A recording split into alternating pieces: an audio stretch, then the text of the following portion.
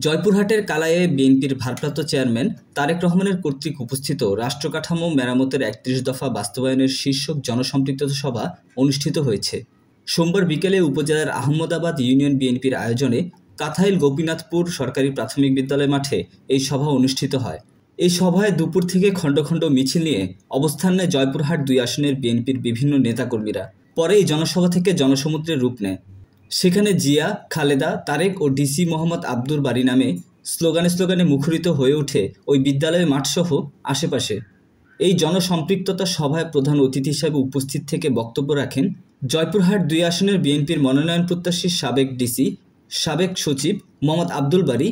উক্ত জনসম্পৃক্ততা সভায় বিএনপির আহমেদাবাদ ইউনিয়নের সিনিয়র যুগ্ম আহ্বায়ক মোহাম্মদ বজলুর রহমানের সঞ্চালনায় আহমেদাবাদ ইউনিয়নের যুগ্ম আহ্বায়ক মোহাম্মদ মাহবুবুর রহমানের সভাপতিত্বে বক্তব্য রাখেন কালাই থানার বিএনপির যুগ্ম আহ্বায়ক মোহাম্মদ মওদুদ আলম, মিসেস নাজমা আরা বারী, কেন্দ্রীয় যুবদলের নেতা মেহেদী হাসান, খেতলার পৌর বিএনপির সভাপতি অধ্যাপক মোহাম্মদ আব্দুল আলীম, কালাই উপজেলার কৃষক দলের সাবেক আহ্বায়ক জিএম বাবলু, ছাত্রদলের কালাই উপজেলার আহ্বায়ক মোহাম্মদ কাফি, মাত্রা ইউনিয়ন যুবদলের নেতা dentist Atikur Rahman Talukdar, Ahmedabad union BNP নেতা মোহাম্মদ সবুজ প্রমুখ। এ সময় জয়পুরহাট ২ আসনের বিএনপির মনোনয়ন প্রত্যাশী সাবেক ডিসি, সাবেক সচিব মোহাম্মদ আব্দুল বারী বলেন, বিএনপির ভারপ্রাপ্ত চেয়ারম্যান তারেক রহমানের ৩১ দফা মানে বাংলাদেশের মানুষের মুক্তির সনদ। তিনি দেশের উন্নয়নের জন্য ৩১ দফা রূপরেখা দেন। বাংলাদেশের মানুষ যদি ৩১ দফা পড়েন তাহলে বুঝতে পারবেন বিএনপি জনগণের ভোটে রাষ্ট্রীয় ক্ষমতায় যেতে পারলে ৩১ দফা বাস্তবায়নের মধ্য দিয়ে বাংলাদেশের প্রকৃত উন্নয়ন ঘটাবেন।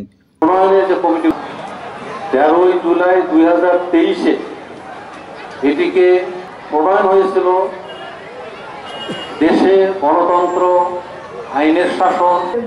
সকলকে আসসালামু আলাইকুম। বিশেষভাবে এখানে আমি দেখতে পাচ্ছি উপস্থিত জনসম্পৃক্ততা সভা। আজ ওনার সহধর্মিণী উপস্থিত রয়েছেন বিশেষ অতিথি হিসাবে কালাইয়ের বিদ্যালয়ে অনুষ্ঠিত এই মিটিং এ আজকে উপস্থিত আছেন আমাদের যুবদলের কেন্দ্রীয় সচিব, যুগ্ম সচিব, কালাই খেতলা আঙ্কেলপুরের জয়পুরহাট ২ আসনের মনোনয়ন নেতৃবৃন্দ, সবাইকে আমার যুবদলের পক্ষ থেকে সংগ্রাম।